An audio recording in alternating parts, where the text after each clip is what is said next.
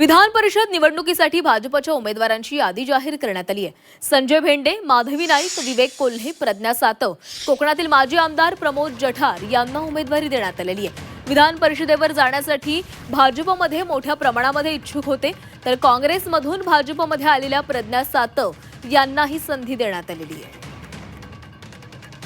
कोणाकोणाला संधी मिळालेली आहे पाहूया। प्रज्ञा सातव, सुनील कर्जतकर, माधवी नाईक, प्रमोद जठार, संजय भेंडे आणि विवेक कोल्हे यांना उमेदवारी घोषित करण्यात आली आहे।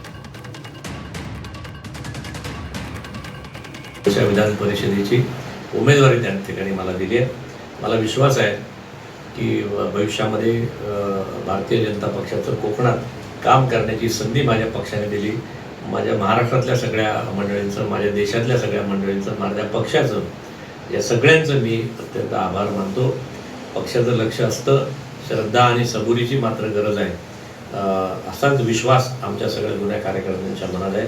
पुन्हा एकदा कोकणामध्ये काम करण्याची संधी दिली त्याबद्दल पुन्हा एकदा मी भारतीय जनता पक्षाच्या प्रदेश कार्यकारिणीचं, माझ्या सगळ्या नेत्यांचं शतशः आभारी आहे।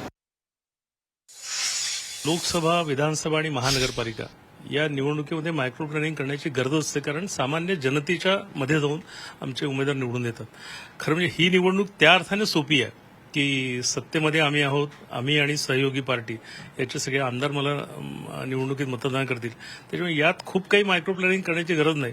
आणि स्वाभाविकपणे हे वरच्या नेत्यांनी ह्याचं मायक्रो प्लॅनिंग केलेलं आहे की कशाप्रकारे आमचे सगळेचे सगळे उमेदवार निवडून येतील। या अर्थाने ही निवडणूक सोपी आहे, पण लोकसभा, विधानसभा आणि महानगरपालिकेमध्ये मोठ्या प्रकारे मायक्रो प्लॅनिंग करण्याची गरज असते। याचं कारण जनतेच्या समस्यांना ॲड्रेस करणं आणि त्या अनुषंगाने पार्टीची तयारी करणं असा सगळ्यांचा मिळून प्रयत्न असतो आणि सामूहिक प्रयत्नात नाही होते। मी